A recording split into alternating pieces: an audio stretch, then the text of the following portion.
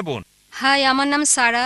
আমি পড়াশোনা শেষ করছি, আমেরিকা থেকে স্নাতক করেছি আর এখানে বাস করছি। আর আপনি বললেন যে যিশু কখনোই নিজেকে ঈশ্বর দাবি করেননি।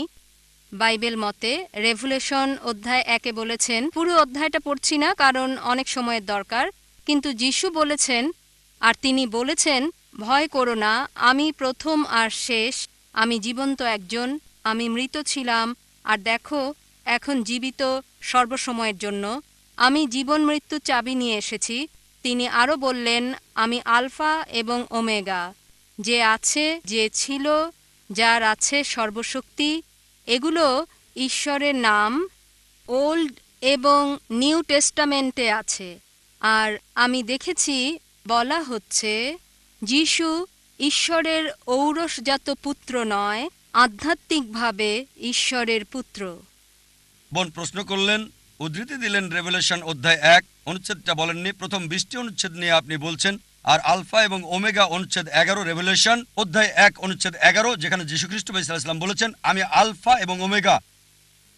তাই আপনি বললেন যীশুখ্রিস্ট ভাই সাল্লাল্লাহু আলাইহি সাল্লাম বলেছেন আমি আলফা এবং ওমেগা, আমি প্রথম এবং আমি শেষ। আপনার মতে তিনি ঈশ্বর দাবি করেছেন। দেখেন, আমি বলেছি একটাও স্পষ্ট করে বলা বক্তব্য নেই, স্পষ্ট করে বলা একটা কথাও নেই পুরো বাইবেলে যেখানে যিশু ভাই সাল্লাল্লাহু আলাইহি সাল্লাম নিজে বলেছেন যে আমি ঈশ্বর, আমার উপাসনা করো। বলেননি। এখন আপনি বলছেন কারণ যিশু বলেছেন আমি আলফা এবং ওমেগা, এজন্য তিনি সর্বশক্তিমান ঈশ্বর। আলফা এবং ওমেগা দিয়ে কি বোঝাতে চান? আমি প্রথম এবং আমি শেষ কোন ক্ষেত্রে?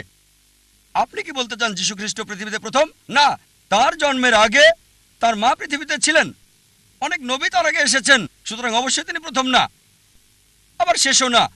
বাইবেলের মধ্যে বলা হয়েছে নবী মুহাম্মদ সাল্লাল্লাহু আলাইহি সাল্লাম আসবেন, এটা আছে গসপেল অফ জন অধ্যায় 16 অনুচ্ছেদ 12 থেকে 14। আমার অনেক কিছু বলার আছে, কিন্তু তোমরা এখন তা সহ্য করতে পারবে না। যখন সত্যের আত্মা আসবে সে তোমাদের নিয়ে যাবে সত্যের দিকে। নিজে কিছু বলবে না, সে যা শুনবে তোমাদের বলবে। সে আমাকে সম্মানিত করবে, তোমাদের আসার পথ দেখাবে। নবী মুহাম্মদ সাল্লাল্লাহু আলাইহি সাল্লাম সম্পর্কে বলা হয়েছে। তাহলে কি বোঝানো হয়েছে আলফা এবং ওমেগা দিয়ে? এটা প্রথম এবং শেষ বোঝায়নি আক্ষরিকভাবে, কারণ অনেক মানুষই তার আগে এসেছিল এবং অনেক মানুষই তারপরে এসেছিল।